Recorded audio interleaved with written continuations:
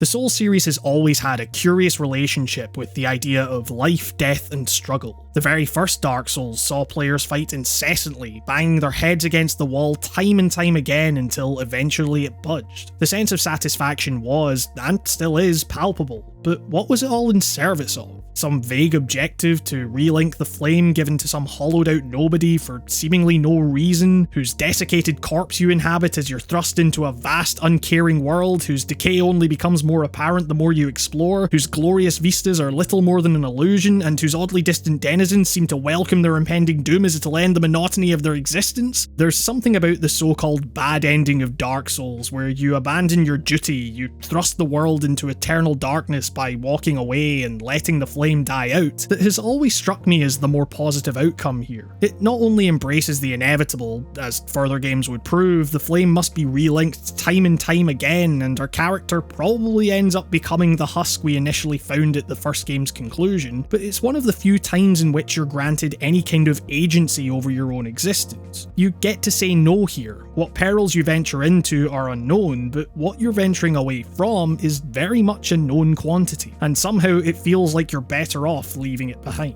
Now, neither ending of Dark Souls is particularly satisfying or conclusive, but it was never about the ending or a higher purpose. Those things were always beyond our character's understanding. If we're to derive any larger meaning from our struggle at all, it's that our seeming inability to give up against overwhelming opponents suggests a kind of absurdist joy in the act of struggling itself.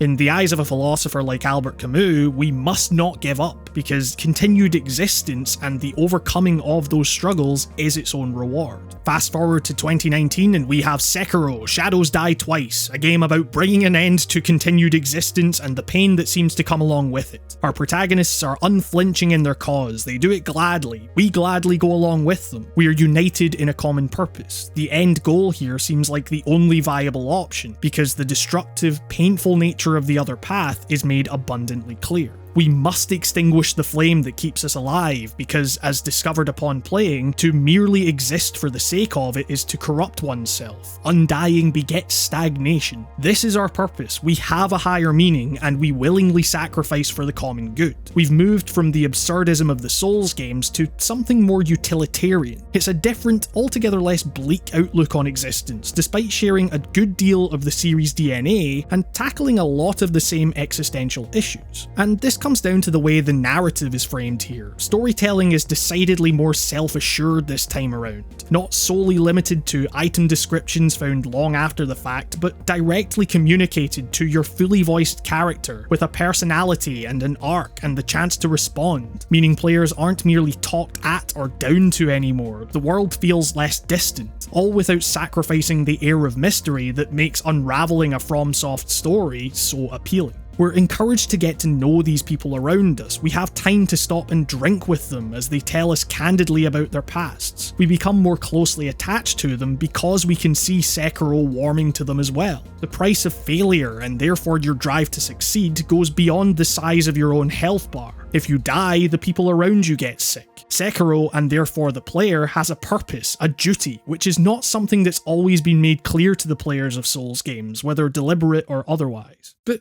wait a minute, this sounds great. Why is ending this existence viewed as a desirable end goal when fighting for the sake of it is reason enough to continue in other From Software games? Well, in order to examine that, we have to take into consideration the fact that we now have real-world historical and spiritual parallels with which to codify the questions at the heart of the series. See, where other games explored fairly typical Western fantasy tropes, Sekiro is placed very firmly in a specific period of Japan's history, the latter years of the Sengoku Jidai or Civil War period, and one characterised as much by its socio-political turmoil as its endless battles that ravaged the country for well over a century. The warrior classes fought and betrayed each other over a now fragmented Japan, with power shifting in the blink of an eye, and the strict feudal hierarchies that kept the peasant class in check yet to be reinstated by the ultimately victorious Tokugawa shogunate. In short, it was a time of intense distrust and existential uncertainty. And in similar disarray, we find the game's main spiritual anchor. Buddhist imagery abounds in Sekiro, from the NPCs you come across, to the environments you navigate, to the bosses you fight. And with that comes a very specific view on the nature of existence, one that many of our antagonists are actively rebelling against. It's an idea we can see in something like the Curse of the Undead, for example, except here we could more accurately describe it as the dukkha of samsara.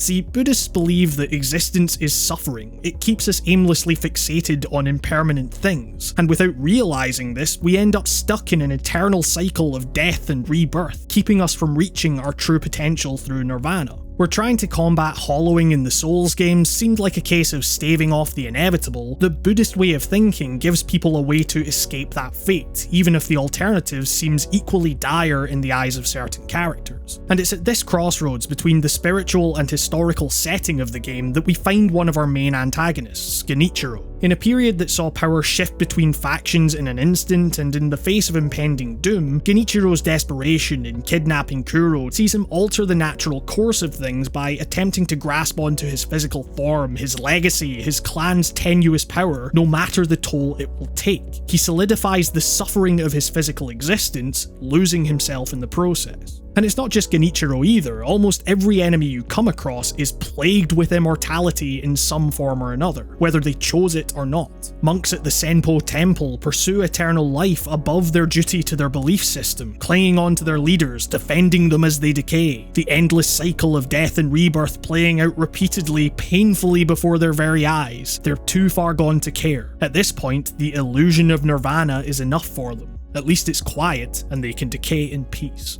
And it's through these observations that Kuro acknowledges the pain caused by endless resurrection and sends you on your way to fetch the tools required to stop it, in a series of realizations and actions that see you ascend to realms above your own, recalling nothing if not the noble truths at the heart of Buddhism as a spiritual practice. But I feel that it's also important that Buddhism is the particular brand of spirituality so heavily featured in Sekiro, because it's one of the few religions that appears more as a set of teachings rather than dogma. It acts in stark contrast to everything Sekiro knows from his upbringing. Adherence to strict codes is his raison d'etre. When Kuro first suggests severing the ties of immortality, we're given a choice to help that Sekiro ultimately cannot make, because to do so would be to betray his unshaking loyalty to his quest. But throughout this quest, he also comes up against multiple characters talking of devotion to masters and codes of honor, and the common feature they all seem to share, similar to those seeking immortality, is a deep unhappiness, again keeping them from reaching their full potential. And it's this unease that arguably comes to a head in your confrontation with Owl, in which you're presented with a similar choice of choosing to save Kuro or adherence to your code. It's this game's Link the Fire moment, down to the fact that your choice decides which ending you'll receive, and to me, the choice was as clear as it was when I decided to walk into that darkness. See, Sekiro is Shinobi, someone who utilizes disparate elements of different kinds of combat to ensure versatility in dealing with anything in his path. And it's not dissimilar to the approach he ends up taking with regard to his morality, realizing that those who preach the importance of adherence to a code, those who devote themselves singularly to a person or a belief system, are just as susceptible to corruption, to manipulating others in order to serve their own means as anyone else, especially in a period where backstabbing is second nature to those who supposedly live and die by a code of honor. Sekiro is subtly taught the importance of acting in the greater good through conversations had with those around him, when they talk of what they learned from each other and those that came before, how they pooled their limited resources in order to help each other, and how small, seemingly insignificant moments of kindness in the past ripple through generations into real, practical benefits that are now available to the player. And with all of this in mind, the only logical conclusion to me was the one that Sekiro states pretty explicitly upon choosing to go against Owl.